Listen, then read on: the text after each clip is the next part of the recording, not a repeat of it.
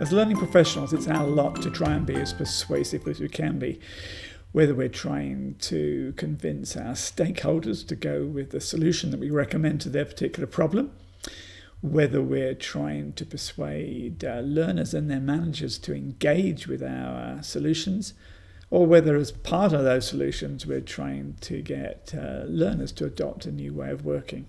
You could say we're in the persuasion business. Increasingly, we're trying to adopt new persuasion strategies, drawing upon fields as diverse as behavioural economics and neuroscience, and fueled by a plethora of scientific and perhaps not so scientific studies.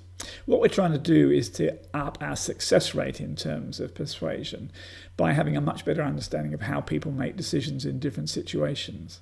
But it's foolish to disregard the insights of those that came before us.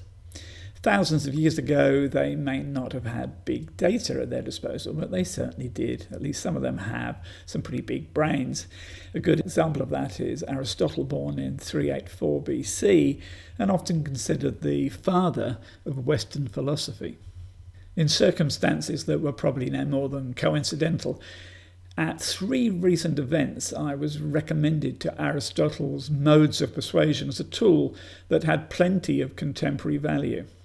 So I decided to take a look. Aristotle's rhetoric defines 3 means for appealing to your audience: ethos, pathos, and logos. Now, before you start complaining that that's all Greek to you, I'd like to take some time defining those terms. Ethos is the way that you convince your audience through your own credibility. Now, this could come through academic or professional qualifications, perhaps a great deal of experience. It could also come through the fact that you demonstrate empathy with your audience and you can talk in terms that they understand. So ethos can be regarded as what you need to get through the door and get people to listen. Pathos is the way that we appeal to our audience through their emotions, to make them care about our ideas or about our subject matter. Now, there's been a great deal of recognition over the past 10 years or so that emotions have a very big influence on the way people make decisions, certainly as much or more than rational analysis. Antonio Damasio, a neuroscientist, came to the same conclusion in his 2014 study.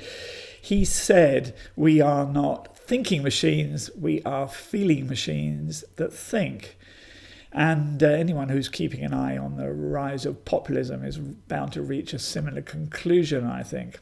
Anyway, if you're interested in reading more about this, I would recommend Don Norman's Emotional Design, Chip and Dan Heath's Switch, it's another great book, and Daniel Kahneman's Thinking Fast and Slow.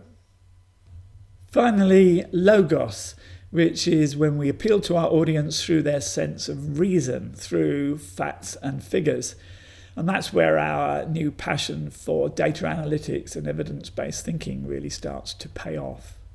In the end, facts and figures, although they're useful, are rarely adequate. Even if we were talking to scientists and business leaders, it isn't enough just to show them the data. We also have to get buy-in to us and our own credibility, and we have to get them to care about the subject we're talking to them about. So, ethos, pathos, and logos really are the essential ingredients of effective persuasion.